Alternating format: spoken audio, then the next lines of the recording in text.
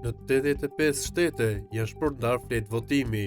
Kjo është shifra zyrtare për emigrantët shqiptar që janë regjistruar për të votuar në zgjedhjet parlamentare të 11 majit. Numri më i madh i fletëve të votimit do të dërgohet në Itali me plot 91.000 të tilla, ndërsa më pas vijnë Greqia, Gjermania, SBA dhe Britania e Bashkuar me një numër të konsiderueshëm emigrantësh të regjistruar. Interesante është se vetëm një fletë votimi do të shkojë në shtete si Fiji, Georgia, Isle of Man, Jordania, Liechtensteini, Madagaskari, Moldavia, Monaco, Filipine, Korea e Jugut, Irani, Republika Dominikane, Laos dhe Venezuela.